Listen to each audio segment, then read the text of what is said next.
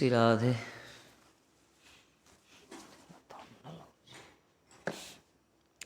Girdhari muffler टाण जी, muffler टाण।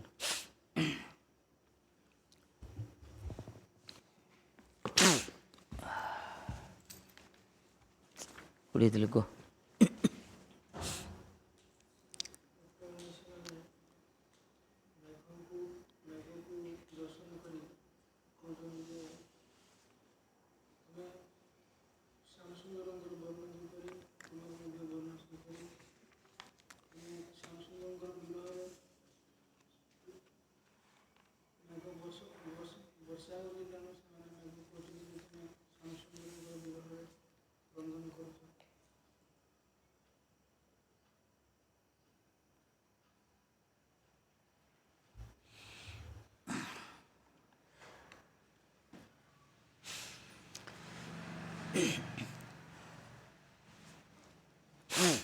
मेघ देखी कहते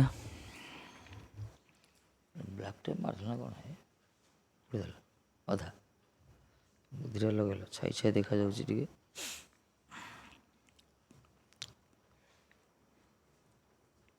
भल है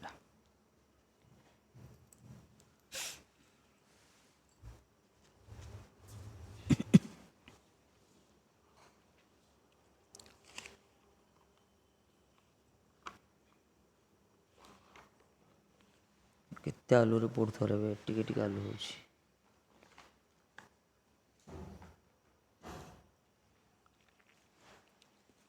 दूरे पड़ा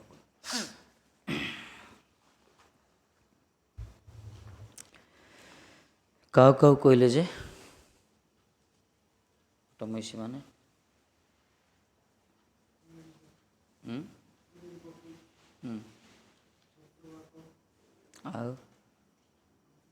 आग सीधा समुद्र चंद्र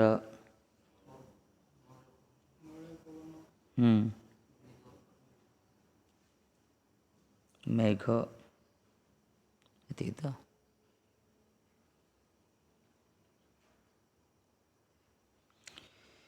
प्रियराब पदानि जा भाससे मृतसंगी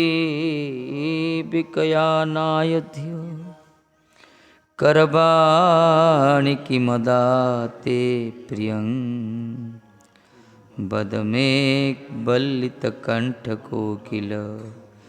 करवाणि किमदाते प्रियं बद मे बल्लितकण्ठकोकिलः। हे बलगीत कंठ रमणीय कंठ कार कोकिल कोकिलर कंठ बड़ रमणीय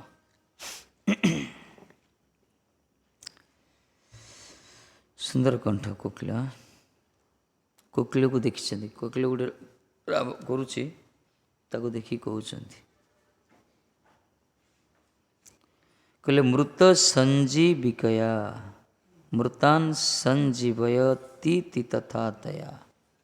मृत मान को प्राण जमी तुम मृत शरीर जमी प्राण संजीवन करुच अनया गिरा कोमलया अत्यंत कोमलतार कोमलया बाचा कोमल वाणी अत्यंत मधुर वाणी माने प्रियराब पदानी प्रियरावस्य प्रियंवदस्य श्रीकृष्णस्य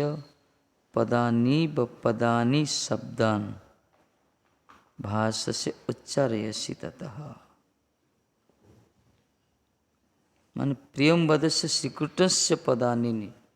श्रीकृष्ण का सदृश तमें राव कर श्रीकृष्ण कंठ बड़ मधुर श्रीकृष्ण सब तो मधुर वचनं मधुरं अधरं मधुरं नयनं मधुरं गमनं मधुरं सब मधुरा थी सब तो मधुर श्रीकृष्ण प्रियतमस्य मान प्रियंवदस्य प्रियम किए श्रीकृष्ण से श्रीकृष्ण पदानीव पदानि शब्दम भाषसे उच्चारयसि ततः तेणु अद्यते वर्तमान ते तब किं नाम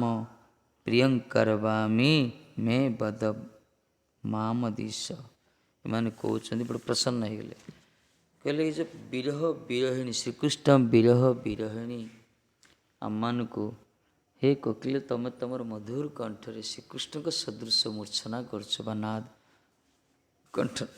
ध्वनि वाणी प्रयोग कृष्ण वाणी सदृश तुम्हें तुम मधुर कंठ श्रवण करुच। एथि आम तुम कौन कर कि प्रिय कार्य साधन कर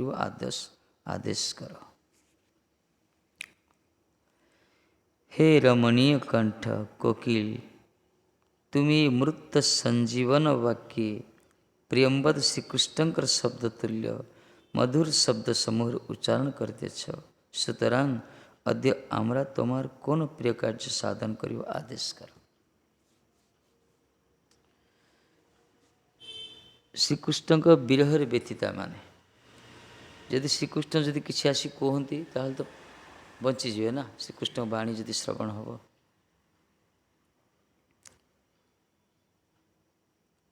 एत मृत संजीवन संजीवन वाक्य प्रियंवद कृष्णकर शब्द तुल्य मधुर शब्द कर। श्रीकृष्णकर शब्द श्रीकृष्णकर वाक्य बा वाणी हूँ अमृत तुल्य। कथा भी अमृत तांकर मूर्छना भी वंशीर मूर्छना भी अमृत तुल्य। और विशेषकर वाणी श्रीकृष्णकर जो मधुर कंठ तांकर जो गंभीर वाणी तांकर जो नर्म परिहास आदि वाणी ये सब अमृत तुल्य। जो मैंने श्रीकृष्ण अदर्शन रे वंचित था से तो कथा को शुणिक आनंद पाँच कथामृत कहगला। बेले बेले से कथामृत पान कर अतृतबोध होती गोपी माने संपूर्ण विरह व्यथित होती से जीवन को से शरीर में प्राण संचारित करने ठाकुर जी कौन कले से मध्य प्रकट हो गले दर्शन देले। दर्शन दे कि मधुर संभाषण कले मधुर मधुर वाणी कहले। एथि कोकिल कंठ भी कोकिलर से मधुर कंठध्वनि श्रवण करी दरकार पटमहिषी मैंने या अनुमान कले जमी श्रीकृष्ण ही शब्द कर। श्रीकृष्ण का सदृश कंठ सदृश माने श्रीकृष्ण का कंठटा कोकिल कंठ तार श्रीकृष्ण वाणी कोकिल कंठ कहगला। एते सुंदर कोकिल देखिन कि कुहू कुहू करे श्रीकृष्ण कथा भी से प्रकार। यदि कोकिल यदि कथा कही था से तो तार तार शब्द तार कुहू कुहू ता नगर आमको शुणी बहुत आनंद लगे। बसंत ऋतु कोकिलर यदि से कथा कही था किसी शब्द विन्यास करता और केते आनंद लगी था से स्वर रे ठाकुर जी कथा होचंती। शब्द माने वर्णना करागला कोकिलर कंठ जेमती तार तो श्रीकृष्ण कंठस्वर जो प्रकार कोकिल कंठ सहित तुलना कराई। अवश्य कोकिल कंठ आहरी सुंदर आहरी मधुर सी भगवान कौन सी अवयव सहित कौन सी गुण सहित जगतर कौन पार्थिव वस्तु तुलनीय नुहे। भगवान को चक्षु कहला कमल कमलाक्ष कहला कमल नयन। कमल नयन कौन कमल ठू आहरी अधिक पद्म पुष्प पद्म कमल ठू अधिक तांकर चक्षु कमल तांकर हृदय कमल तांकर चरण कमल तांकर हस्त कमल किंतु तुलना कराई कहीं आम तो देखने अंत भौतिक पार्थिव वस्तु कौन सी वस्तु को जो उपलक्ष्य करा माध्यम करा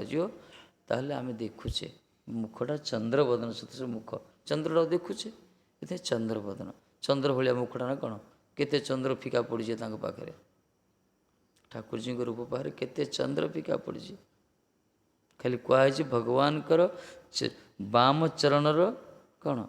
कनिष्ठ अंगुलीर गोटे चंद्रिका किरण माने करोड़ चंद्रिका किरण कहुई चंद्रिका नख चंद्र कहला नकर चंद्रिका सब अच्छी ठाकुर जी मुहड़ा कौन चंद्र कहला वर्णना माने ब्रह्मा को किसी मिललानी आमर विशेषकर यही टीकाकार मान को कौन सी शब्द आउ कि पार्थिव वस्तु अधिक आउ कौन सी पद्म पुष्प चंद्र आ गए अधिक कौन अच्छी मयूर गोटे कोकिल कंठ कोकिल गोटे ये सब चॉइस मान ଏହିସବୁ ବସ୍ତୁକୁ ସେମାନେ ଏହିସବୁ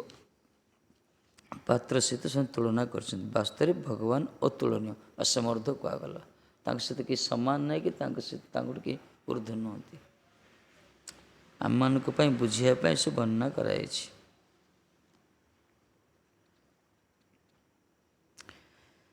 ତେଣୁ ହେ ରମଣୀୟ କଣ୍ଠ କୋକିଲ, ଆମେ ବର୍ତ୍ତମାନ ତୁମର କ'ଣ ପ୍ରିୟ କାର୍ଯ୍ୟ ସାଧନ କରିପାରିବୁ? କାହିଁକିନା ତୁମେ ଅସମୟରେ ଆସି ଆମର ବିରହ ବ୍ୟତୀତ ଶରୀରରେ ତୁମେ ପ୍ରାଣରେ ସଞ୍ଚାର କରୁଛ। ଶ୍ରୀକୃଷ୍ଣଙ୍କର ମଧୁର କଣ୍ଠ ସଦୃଶ ତୁମେ ତୁମର ସ୍ୱାଭାବିକ କଣ୍ଠ ନାଦ କରୁଛ, ଯଦ୍ୱାରା ଆମେ ଶ୍ରୀକୃଷ୍ଣଙ୍କ ସ୍ମରଣ ହେଉଛି ଆମର। ତୁମେ ଏତେ ବଡ଼ କାର୍ଯ୍ୟ କଲ, ତୁମର କ'ଣ କରିପାରିବୁ କୁହ, କହୁଛନ୍ତି। ଆଉ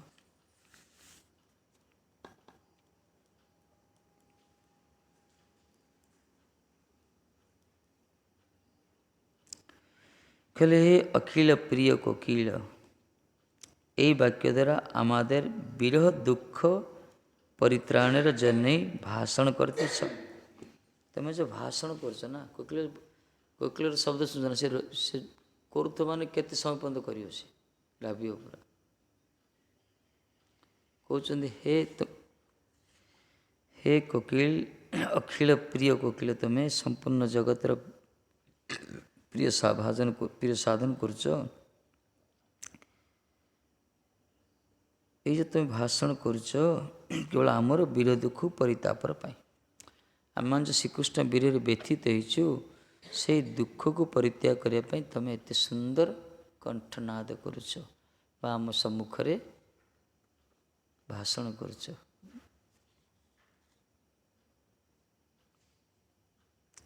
ଜଗତରେ ଅଛନ୍ତି, ଦେଖ ମୟୂର ପକ୍ଷୀ ତ ବହୁତ ଅଛନ୍ତି। ମୟୂରକୁ ଦେଖିଲେ ଗୋଟେ ଆନନ୍ଦ ଲାଗେ ନା, ପ୍ରସନ୍ନ ଲାଗେ। କାଉଟା କାହା କାହା କରିବ, କୋକିଲଟା କୁହୁ କୁହୁ କରିବ।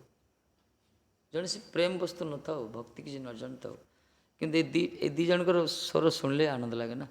କାଉଟାକୁ ବିରକ୍ତି ଲାଗେ କାହା ସ୍ୱର ପ୍ରତି, କିନ୍ତୁ କୋକିଲର କଣ୍ଠ ପ୍ରତି କିଏ ସ୍ୱର କ'ଣ ଜାଣିନଥିଲେ ମଧ୍ୟ ତାକୁ ପ୍ରସନ୍ନ ଆସିବ, ତାର ମନଟା ଖୁସି ଆସିଯିବ। ଭଗବାନଙ୍କର କୃପା ଏମାନଙ୍କର। ମୟୂର ଗୋଟେ, ଶୁକ ପକ୍ଷୀ ଗୋଟେ, ରାଜହଂସ ଗୋଟେ, କୋକିଳ ଗୋଟେ, ଗୋମାତା ବା ଛୋଟ ବାଛୁରୀ, ବଛଡ଼ା କୁହାଗଲା, ଏସବୁ ଦେଖିଲେ ପ୍ରସନ୍ନ ଆସିବ।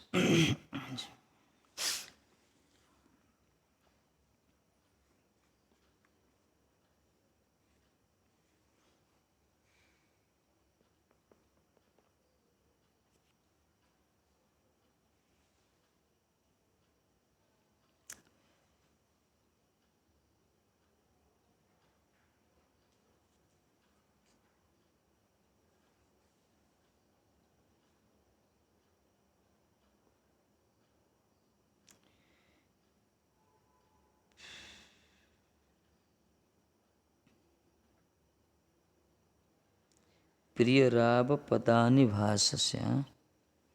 ପଦ ଶବ୍ଦରେ କହିଛନ୍ତି। ଅମରକୋଶରେ ପଦ ଶବ୍ଦର ଅର୍ଥ ହେଉଛି ବାସଗୃହ, ପରିତ୍ରାଣ, ସ୍ଥାନ, ଲକ୍ଷ୍ମୀର ଚରଣ ବସ୍ତ୍ର ସମୂହ ଅର୍ଥରେ ବ୍ୟବହୃତ ହୁଏ। ଏଠି ପରିତ୍ରାଣ ଶବ୍ଦ ଲଗାଇଲେ ମାନେ ଗୋଟେ ଶବ୍ଦର ଅର୍ଥ କିପରି ପରିତ୍ରାଣ ଶବ୍ଦରେ ବ୍ୟବହୃତ ହେଇଛି। ଏଥିପାଇଁ ପଟ୍ଟ ମହିଷୀମାନେ କହୁଛନ୍ତି, ମହିଷୀମାନେ, ହେ ଅଖିଳ ପ୍ରିୟ କୋକିଳ, ତମର ସେ ମଧୁର ବାଣୀ ଦ୍ୱାରା ଆମମାନଙ୍କର ବିରହ ଦୁଃଖ ତୁମେ ପରିତ୍ରାଣ ପାଇଁ ଏସବୁ ଭାଷଣ ବାଜି କରୁଛ। ବିଚିତ୍ର ସୁନ୍ଦର କଣ୍ଠରେ ଯେ তোমার এই ରୂପ,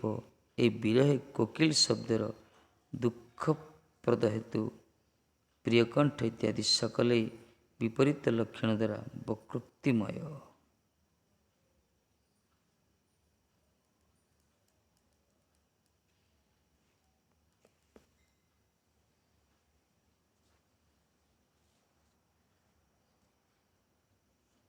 ବିଶ୍ୱନାଥ ପାଦ ବଢ଼ିଆ ଅର୍ଥ ଦେଲେ।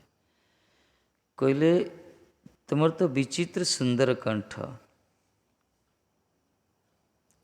ଏପଟେ ତ ଆମେ ବିରହରେ ଜଳୁଛୁ, ବିରହ ଜଳାରେ ଆମେ ସନ୍ତପ୍ତ। तार सहित तुम आउ थे कौन कर श्रीकृष्ण मधुर कंठ सदृश तुम्हें तुम भाषण दौच बा निनादित कर तुम कंठध्वनि को तद्वारा कौन है विपरीत लक्षण द्वारा वक्रोक्ति कर कहते से शब्द द्वारा आमाके जलाइते तुम्हारा कि प्रिय कर बोल कहले हे कपिल बर आम तो श्रीकृष्ण विरह व्यथित हो तार स्फूर्ति को तुम वर्धित करुच तारी सदृश कंठदान करी जमी कहला कथा अमृत कथा को अमृत कहगला आउ किसी गोपी कहते ये अमृत नहीं ये बरंग ये मारी ये आमको जीवन तो धारण कर कथा द्वारा आउ के कहते जीवन धारण करूँ कथा द्वारा आमको आहरी कथा विष भी होम खाली आस्वादन करते तप तो तेल कड़े जो पानी छिटिका पड़े जो प्रकार आहरी कौन से फुटो सी पूरा एमती तो कृष्ण विरह व्यथित हो तापर तुम से कथा मधुर मधुर कथा तुम से चरित्र कथा शुणिले आहरी विरह जला प्रशमित कौन हम प्रज्वलित हो विरहाग्नि और प्रज्वलित हो बरंग आपको कथा अमृत कह जाए ये कथा अमृत कहगला कथा अमृत नुहे कथा मृत ये कथा अमृत नुहे कथा को मृत कहीदेले ये कहीं तुम आमको मारुच हे श्याम सुंदर तुम कथा ही आमको मारुच ये वक्रोक्ति कथा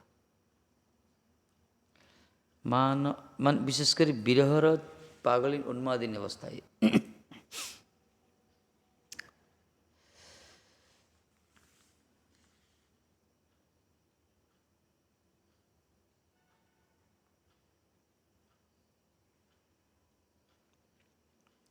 महाप्रभु विरह दशा आसला महाप्रभु मध्य सनातन गोसाई पद विरह कहते बेले महाप्रभु प्राय समय मुगम्भीर विरह एमती अन्य समय विरह प्राय जो परिकर मान आसी जाती सनातन गोसाई रूप गोसाई पाद विशेषकर कथा प्रसंग सी थे तो ये प्रकार गोटे स्तर जाते विप्रलम्ब अवस्था तांको फेरी आने बहुत समय लगे भक्तमान परिकर मान तेरे सनातन गोसाई से कहते सखी भाव कहते से जमती किशोर जी जमी विशेषकर सखी भाव सनातन गोसाई कहते सखी हे कि तप करिला गोपीगण गोपी हर कहते अरे सखी कहते गोस्वामी की जीव कि भाव सखी भाव कि तप करिला गोपीगण श्रीकृष्ण रूप माधुरी पीबी नेत्र भरी श्रीकृष्ण रूप माधुरी पीबी नेत्र भरी श्लाघ्य जन्म तनु तारमन सखी हे कि तप करिला गोपीगण अरे सखी की तप करते से गोपी माने से श्रीकृष्ण माधुरी को माधुर्य को एमाने नेत्र भरी आकंठ नेत्र भरी पान कर पीबी नेत्र भरी एपाई तो गोपी मान कहले विधाता को निंदा करते हे बीरंची तुम्हें सृष्टि जांच सृष्टिर प्रक्रिया जान चक्षुरे पलकटा देदेल तुम्हें महाप्रभु कहते कि तपस्या करते से गोपी माने श्रीकृष्ण से असमर्थ माधुर्य को असामान्य सौंदर्य मकरंद को से मधुरिमा को नेत्र भरी पान कर धन्य कले जन्म तन शरीर मन सब प्रफुल्लित प्रसन्न वास्तव ये प्रकार प्राय भक्तान विचार एक प्रकार कस्यानुभावस्य न देव विद्महे स्पर्शादि तवांग्रिरेणु स्पर्शाधिकारः श्रीवांछा ललना चरतपो कामान विहार सुचिरं धृतिवता भागवत कहते कस्यानुभावस्य नतेव विद्महे कहते कि तपस्या करथिला ये नागपति मान कहते कालिया नाग को देखी जिते कालिया उपर ठाकुर जी चरण स्पर्श करी नृत्य कले कालिया दमन लीला रे भगवान जिते से चरण स्पर्श करी नृत्य कले चरण रखी नृत्य कर तार यही प्रकार अद्भुत लीला विलास को संदर्शन करी नागपति माने आश्चर्य हो गले विस्माभिभूत होगले कहते हे देव हे नाथ अरे लक्ष्मी ठाकुराणी भी लालना श्री ललना श्री वांछना लल जो माने लक्ष्मी महालक्ष्मी ठाकुराणी मध्य जो आपणकर चरण कमल रेणुकु प्राप्त होगापाई आपणकर चरण धूली को प्राप्त होगापाई महालक्ष्मी मध्य जो सर्व सब संपद को त्याग करी तपस्या रता से ललना लक्ष्मी वांछ से ललना वांछना ये लक्ष्मी वांछित ये चरण कमल धूली को ये कालिय नाग कि प्रकार स्पर्शर अधिकार मिला ये कौन तपस्या करथिला लक्ष्मी लक्ष्मींकर ईप्सित वांछित जो चरण धूली बा ताकू स्पर्श कर अधिकार कालिय नागर आसला केमती ये कौन तपस्या करथिला कस्यानुभाव से न देव विद्महे तवांग्रे रेणु स्पर्श अधिकार तुणे मान आश्चर्य हो आम तो आश्चर्य हो महाराज आर कि तप करथिला ये से चिरंग धृतिव्रता कहले वास्तव कथा माने ये माच्छर्य गुण नुहे जगत रे ए प्रकार भावना आसे कि माच्छर्य भाव आसे जने किए सुखर जो थी तार सुख को आम भावन से कौन सुगुण ए प्रकार किए भावना निश्चय रूप से किसी सुकृति करची निश्चय पूर्वजन किसी तार संस्कार थी ये भगवान भल रखिंट यहाँ भावने बर तार सुख देखिए आम जलुचे यह माच्छर्य गुण कि गोपी माने नागपत्नी माने जिते सब आम महिषी माने ये जो भगवान भक्त जो माने भक्तर स्वरूपटा एमाने अन्यर सुख देखले बरं निजको धिक्कार करती अन्यर सुख को प्रशंसा करती कहते बोधे से माने से प्रकार संस्कारवान श्याम सुंदर बोधे से तपस्या कर प्रकार से संतुष्ट कर स्वामिनी मूर्छित होती बढ़ी गए से तो प्राय माने अंतर्दशार सब था राधाराणी ललिता जी अच्छा श्याम सुंदर आसीगले ठाकुर जी कहते उठा पड़ो ना जागृत करा पड़ो से श्याम सुंदर को चिंतन रे पूरा तन्मयता भाव तांकर पूरा तल्लीन भाव महापुर बेले बेले अंतर्दशा डूबी जाती पूरा दीर्घ समय पर महांतर कीर्तन जो देव चेतना आसे से तो राधा भाव भावित ना स्वयं राधाणी को कथा बर्तमान जो से ठाकुर जी को विरह विरहिणी था पूरा समाज जमुना पुलिन तटे श्याम ठाकुर जी आसती ललिता जी बहुत सब घटना कहले से ठाकुर जी कौन कहते देख शुणे शुणे कहते देख प्रशंसा करछंती कार स्वामिनी प्रशंसा कर सम्मुखें प्रशंसा कले से बिगड़े देखले से बर्तमान अंतर्दशार अच्छा शुणिपारे कि न शुणिपारे अलग कथा कहले हे ललिता जी मो प्रकृति में श्री किशोर जी राधा पाखे मु ऋणी वास्तव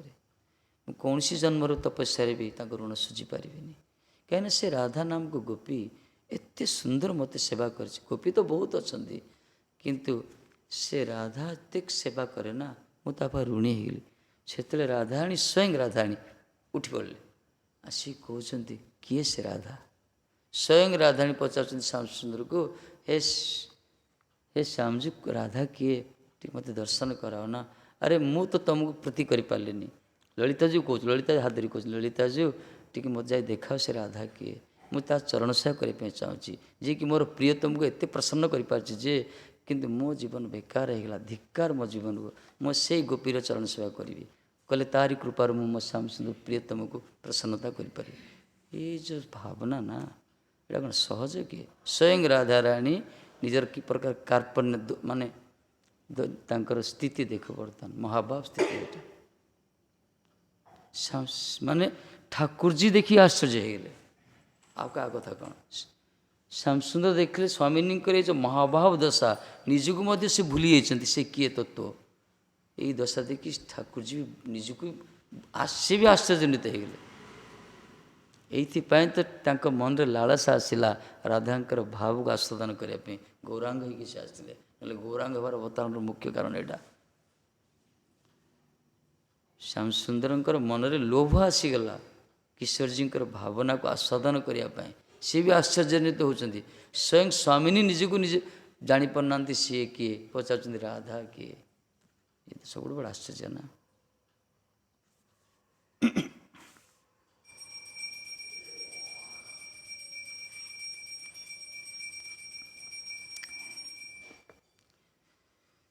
हे भाव कौन जगत लोक जो पेटे मद खाईदे माताल हो फुटपाथ रिक्शा चलू तो कि चलु कलेक्टर भी भाव सी निजक माजिस्ट्रेट भाव तो ब्रह्म सी ब्रह्मा निज भाव तो गोटे वार्ड जो क्या शुणीद ना इंद्र शब्द शुणीद से भाई मुझे इंद्र भाव सी जगत लोक निशा प्रकार ये ताठू सब पावरफुल निशा ये मदनाख्य भाव ये जो श्रीकृष्ण प्रेम ना ये सब बड़ निशा है जगतर। ये निशा जो मैंने डुबी कौन तांपाई संसार किसी ना बेकार संसार क्रियाकलाप सब तुच्छ पाखे वास्तव तुच्छ सतरे ये आम मैंने बड़ भाग्यवान आम ए प्रकार गोटे धारा को आसचे आम लक्ष्य स्थल से जा ठीक लाइन आम भजन करिया ठीक भाव रहा ना कहीं कहले प्रेम बिना व्यर्थ दरिद्र जीवन।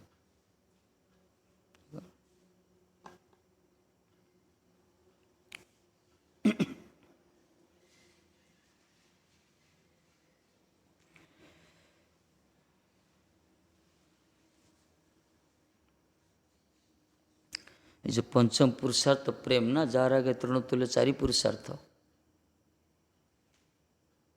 बुझले। कृष्ण प्रेम है परम पुरुषार्थ, कृष्ण प्रेम होची परम पुरुषार्थ जार आगे तृणतुल्य चारि पुरुषार्थ। जो धर्म अर्थ काम मोक्ष जो कृष्ण प्रेम पाखे अति तुच्छ। संसार लोक तो अर्थ पचरे धावित धर्म कर अर्थ प्राप्ति अर्थ रोजगार कर कामना चरितार्थ तापर किसी अच्छा मुक्ति पाई जावाई कि चारिटा को तुच्छ कहीदे कहीं पंचम पुरुषार्थ कृष्ण प्रेमामृत सिंधु पंचम पुरुषार्थ कृष्ण प्रेमर अमृत सिंधु कहगला तार गोटे बिंदु सहित मत मोक्ष तुलनीय नहीं कह मुक्तिटा को जो मुक्ति मुक्ति जो मैंने कहते धर्म अर्थ काम कथा छाड़ तार गोटे कृष्ण प्रेमामृत सिंधुर गोटे बिंदु सहित ये मुख्य सिंधु तुलनीय नुहे। ये प्रकार भगवत प्रेम इतने कथा शुणा दरकार न शुणिले ये सब आस्वादन हेनी ताको मंथन आज आस्वादन करते शुणा दरकार निजर बुद्धि की निजर ज्ञान को निजर चतुरता को फाइल को बांधिक डोरी बांधिक साधु मुख विगलित से रस कथा को आस्वादन करिया दरकार। इतिपाई तो भागवत कहले कौन कहले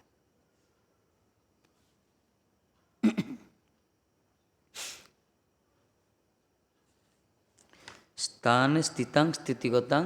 तनुबांग मनोभि ये श्लोक उठे ज्ञान प्रयास मुदपास्य नमंत एव पीवंति तन्मुखवार्तां तन्मुखरितं भवदीय वार्तां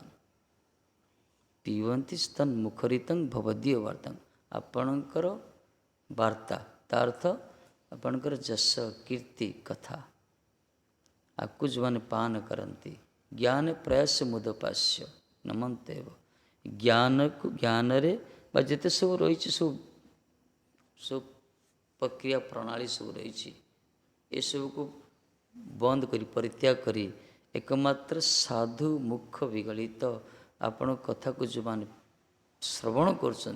स्थान स्थित निज स्वरूप पर स्थित होकर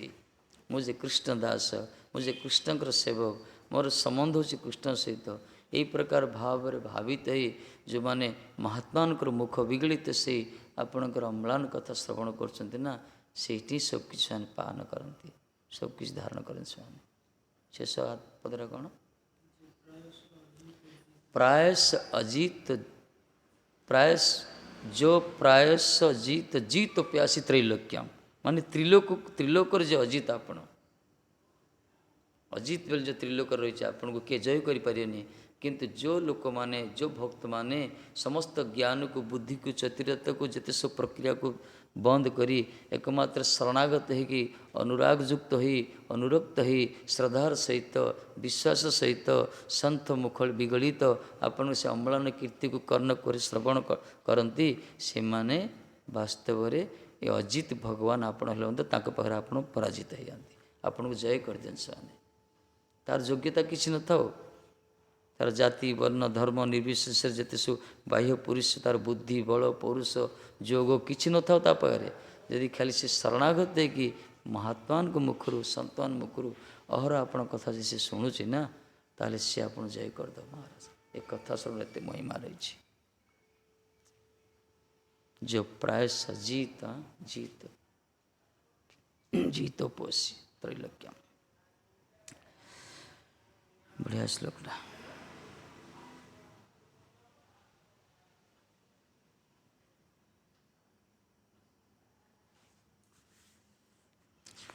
शुणुना लोक जाक दुनिया कथा शुणुंट दुनिया नेट देखुं दुनिया व्हाट्सअप फेसबुक केते कौन सब चलती संसार कथा शुणा बहुत अच्छी शुणी शुणी ताको मन भी रखुचे कौचे बड़ा कौन हो बर यही कथा शुणिले भल होता ये कथा जो शुण बहुत आनंद मिले शांति अच्छे भगवत कथा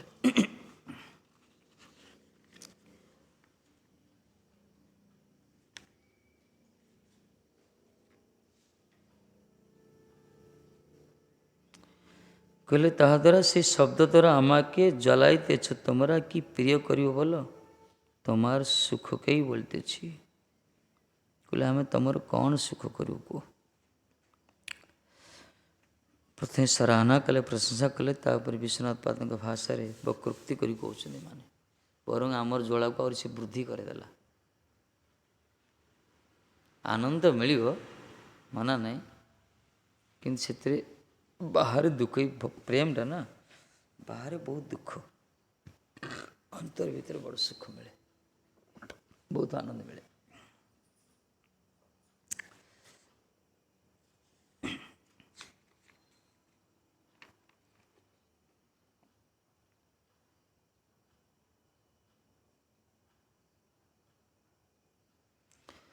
ये होची दशम स्कंदर अंतिम अध्याय कथा तो आरंभ हेले कौटू दशम स्कंदर प्रथम अध्याय कौन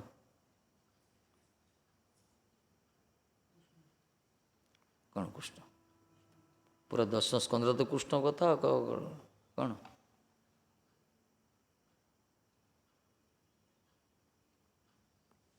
रामायण सरीगला राम दानव ना रावणटा दानव भल रामायण सरला पर जड़े पचारा महाराज जी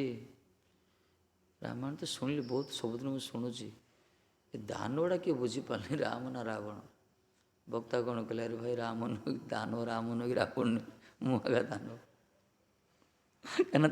तुम भाया श्रोता को मुझे 9 दिन काल शुणिली तुम मान अवस्था दशम स्कंद सरिया उपर प्रथम आरंभटा कौटी होता जान मन पका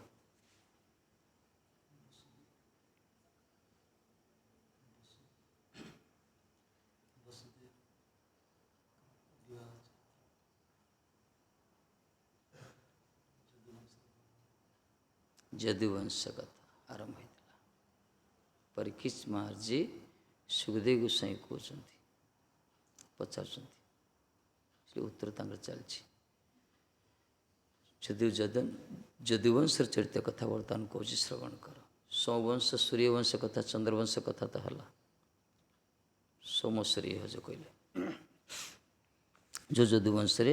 ठाकुर जी अवतीर्ण होते निजर शक्ति सहित निजर श्वास सहित से कथा प्रसंग धीरे धीरे धीरे सब आरंभ हो श्री कृष्ण जन्म चरित सब श्रीकृष्ण संपूर्ण दशम स्कंद होची आश्रय तत्व दशम स्कंद होची आश्रय तत्व भगवान का हृदय कमल कहुई और अंतिम अध्याय केवल आसला द्वारकार लीला सब आसी द्वारकार पट महिषी मान जो कृष्ण विरह व्यथा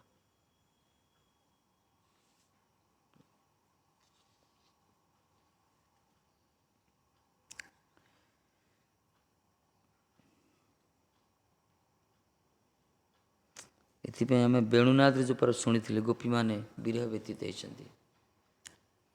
गोपी मैंने जो अन्वेषण कर वनाग्नि वनानी भितर जो जो वस्तु दर्शन कर वस्तु सहित श्याम सुंदर संबंध को से उपस्थापना कर जाऊ जाऊ देखी पक्षी की देखी मृग को देखी ना कौन वृक्ष को देखी घास देखी चंद्रमा देखी जहाँ को जो भील साधारण मान देखी जहाँ को जाऊ से दर्शन कर सहित श्याम सुंदर के संबंध को से स्मृतिचारण कर प्रकार वर्तमान महिषी मान की अवस्था सेमती कुरारी पक्षी को देखी चक्रवाक को देखी समुद्र को देखी चंद्र को देखी मेघ को जलधर जलनिधि को देखी कौन बर्तमान कोकिल को देखी ये समस्त को दर्शन करी सहित कृष्ण संबंध एम भावुँ यही माने भी आम भाया अभागिनी एमाने भी कृष्ण विरह व्यतीत होती। यही हूँ उन्मादिनी अवस्था, यही हूँ उन्मादिनी अवस्था। पर दुखे दुखिया यही तो वैष्णवता। एमान तो कृष्ण विरह व्यतीत अवस्था ए प्रकार स्थिति रे किंतु अन्य मान स्वाभाविक मेघ तो स्वाभाविक गर्जन करियो, समुद्र तो स्वाभाविक गर्जन करियो, मेघ स्वाभाविक वर्षा हे ना कौन चक्रपक्षी तो सी सब तार स्वाभाविक कौन रोदन करियो किंतु सेमानकर से रोदन गर्जन से मेघ वर्षण ये सब देखी एमान भावुँ आमरी सदृश कृष्ण विरह व्यतीत एम सब पर कष्ट पाँच ये है उन्मादिनी अवस्था, पागलिनी अवस्था, पागल।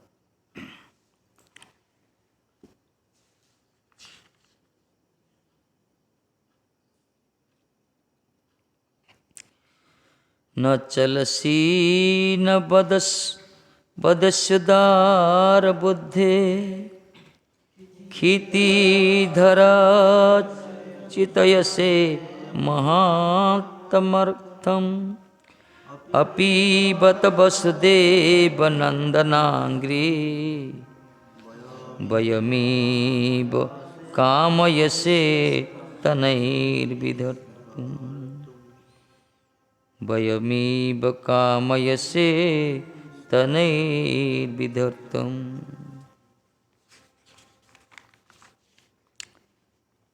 अच्छा केतुरा श्लोक रे कहउछन जे 10टा श्लोक, 10टा श्लोक रे महिषी माने कहउछन्ति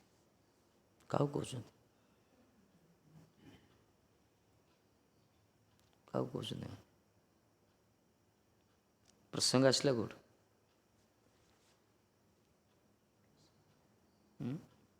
महिषी उच्च उच्च आसला आरंभ होला गोट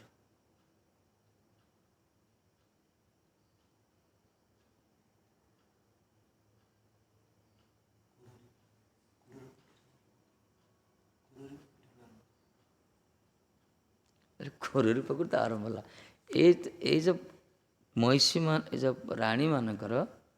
ये जो विरह दशार प्राक प्रस्तुति कौन थिला, प्रसंगटा कौन थिला ये अध्याय कौन जानछ ना संक्षिप्त कृष्ण चरित्र कहते ये मन पका कृष्ण कर लीला संक्षिप्त कही द्वारका संक्षिप्त पूर्ण शेष अध्याय ये चुंबक रूप टिके टिके कहते श्री कृष्ण विरह भी महिषी मान पूरा व्यथित होते।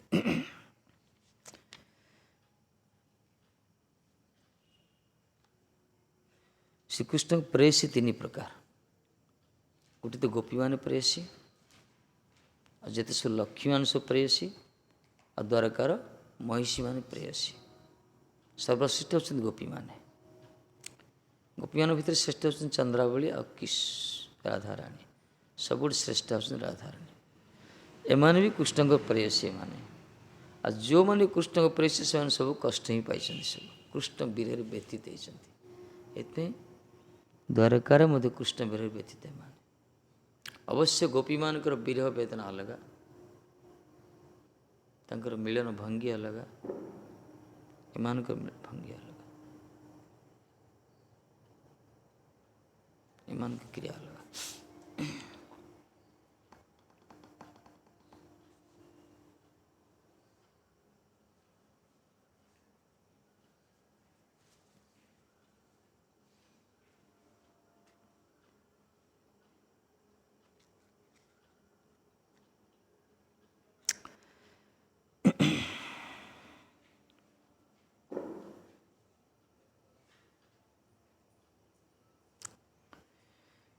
କହିଲେ ହେ ଶ୍ଲୋକଟା କ'ଣ? ନ ଚଲସି ନ यस्य उदार बुद्धे। कहले उदार बुद्धे महायते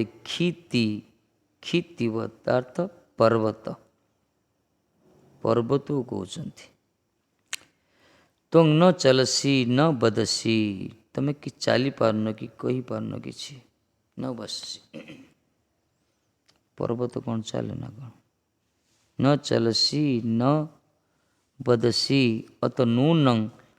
महांतं अर्थ किंचिन महत् प्रयोजनम एव चिंतयसे बत अपि तरहि किं वयम एव। निश्चित रूपे तुम्हें कौन सी महत्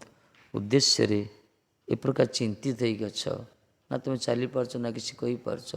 तुम ये जो दयनीय अवस्था निश्चित किसी गोटे प्रयोजन रही तुम बोलते आमरी सदृश वयम एव वयं यथा स्तनैर्वसुदेव नंदन नंदन अंघ्रि धारयामस्तथा तुमपि स्तनैस्तुल्यशृंगै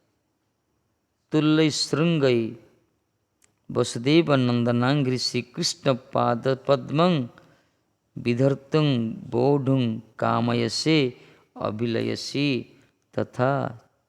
चेत व्याप्य अस्मद अवस्था भविष्यति अथवा निज सहित तुलना कर आम भी जो प्रकार ठाकुर जी का चरण कमल को धारण करने सब ईप्सित इच्छा प्रकाश कर तुम भी तुम श्रृंग उपर ठाकुर जी को चरण कमल को धारण करने कामना कर कहले हे महामते हे पर्वत जेहेतु तुम्हें निर्वाक बा निष्पन्द भाव अवस्थान कर तुम्हें टे कथा भी कहून चल प्रचल भी होन निर्वाक निष्पन्द से मन हुए कौन सी विषय रे प्रयोजनीय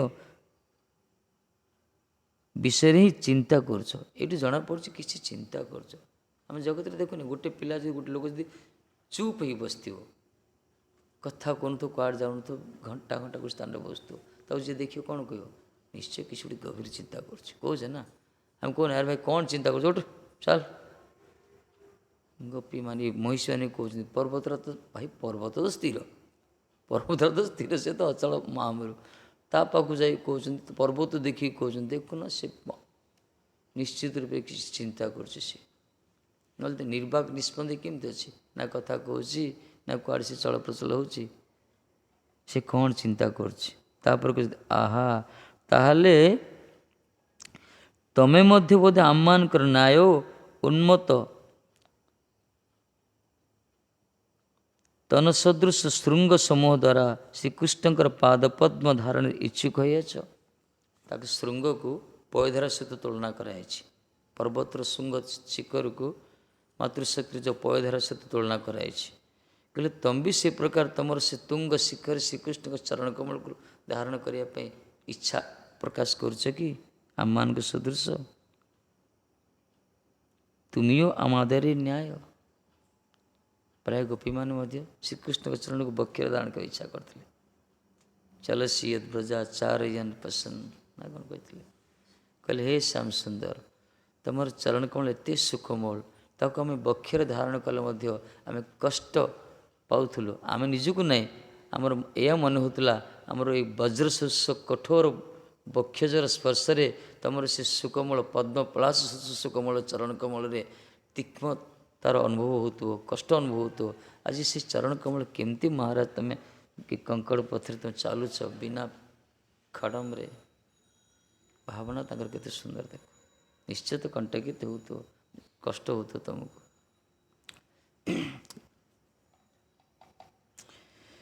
एमाने कहते आम मान तमें तुम से श्रृंग समूह श्रीकृष्ण पाद पद्म धारण इच्छुक होइछ यदि ताहे तबे परिणाम रे तुमर आमादर न्याय अवस्था संगठित हो खबरदार पर्वत महाराज यदि यही प्रकार कामना कर आम मान दशा देख खाली कांदी कांदी जीवन गला ताकू जी भल पाई ता जीवन सेमती वास्तव में जी पूजा कर फल ताको मिल जाऊँगी जी भल पाई विपद से कौन विपद बंधु संगे यदि तब रंग परिहास संसार जीवन संसारी गृहर होय सर्वनाश ताकू जे भल पाइब तार सर्वनाश एमती पूजा करछ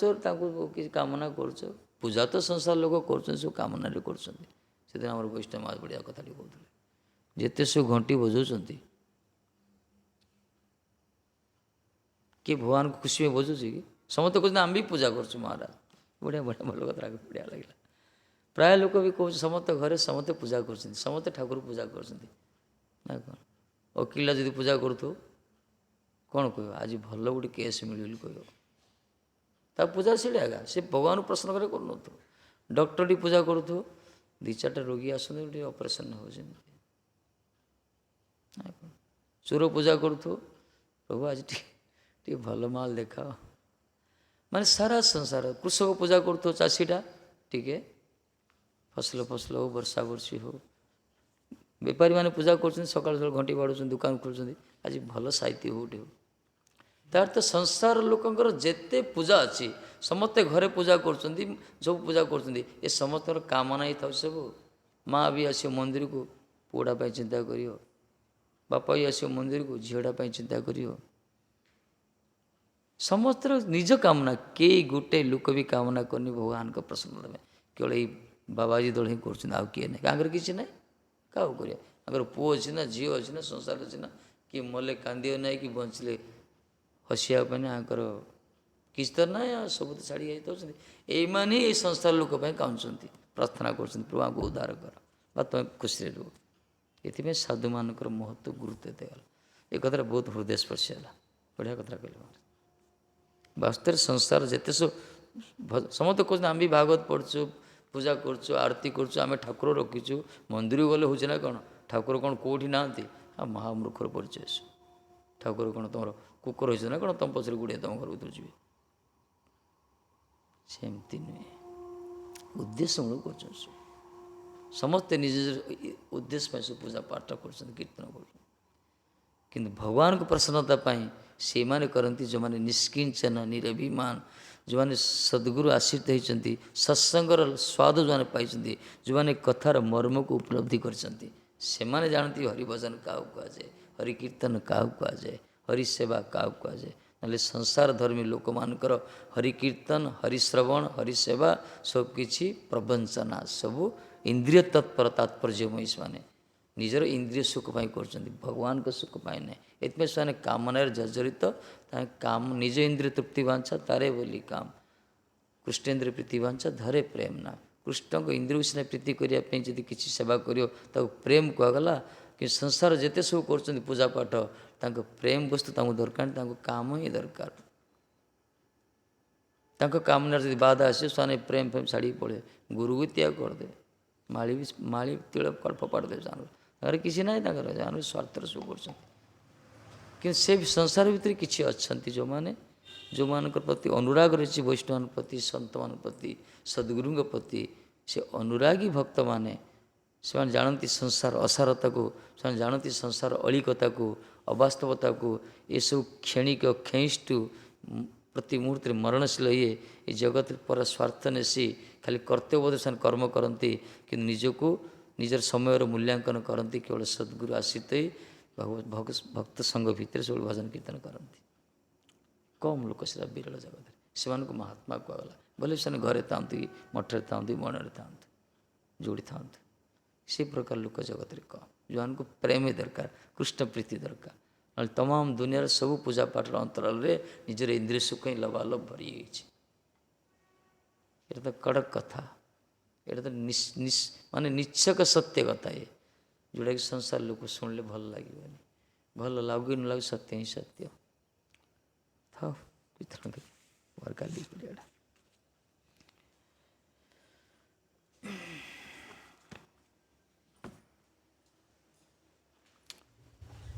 गोपाल गीतटी भल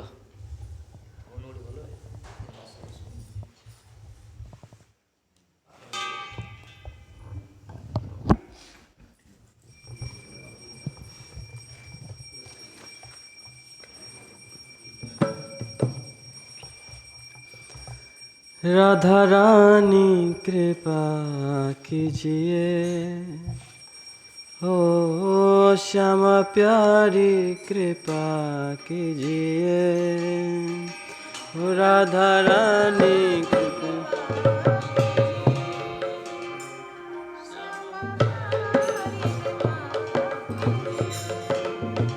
ओ राधा रानी कृपा कीजिए, श्यामा प्यारी कृपा कीजिए, राधा रानी।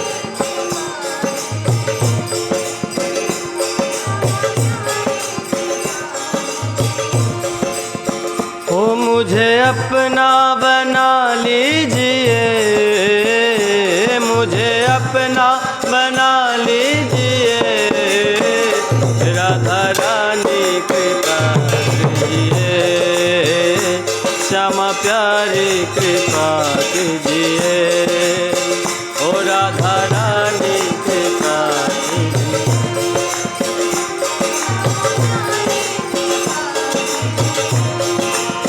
ओ आंचल में छिपा लीजिए, आंचल में छिपा लीजिए, राधा रानी कृपा कीजिए, श्यामा प्यारी कृपा कीजिए, ओ राधा रानी कृपा कीजिए।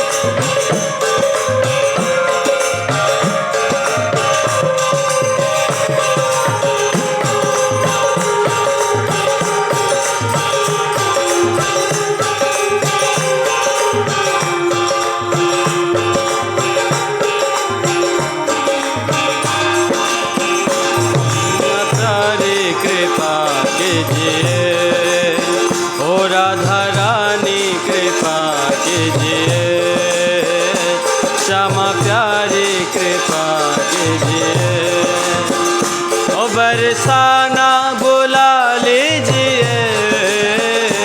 बरसाना बुला लीजिए, राधा रानी कृपा कीजिए, श्यामा प्यारी कृपा कीजिए, ओ राधा रानी कृपा कीजिए, श्यामा प्यारी कृपा। ओ मुझे अपना बना लीजिए, मुझे अपना बना लीजिए,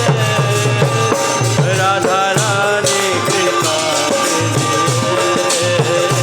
श्यामा प्यारी कृपा कीजिए,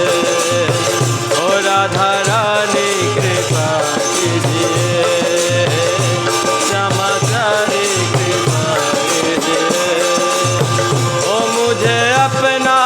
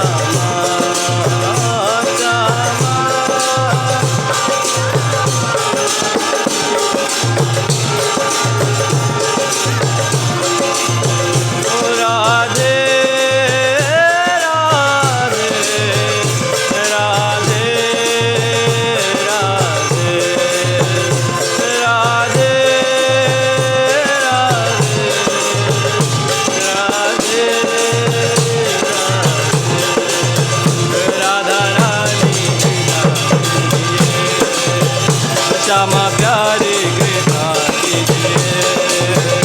राधा रानी कृपा कीजिए श्यामा प्यारे कृपा कीजिए ओ मुझे अपना बना लीजिए मुझे अपना बना लीजिए राधा रानी श्यामा प्यारे कृपा कीजिए ओ राधा रानी कृपा कीजिए श्यामा प्यारे कृपा कीजिए ओ राधा रानी कृपा कीजिए श्यामा प्यारे कृपा कीजिए ओ राधा रानी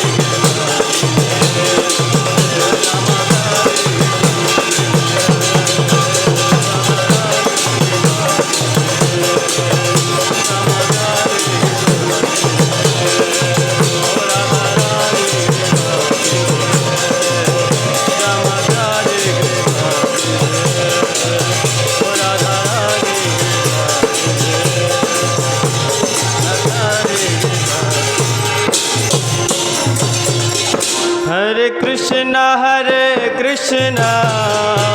कृष्ण कृष्ण हरे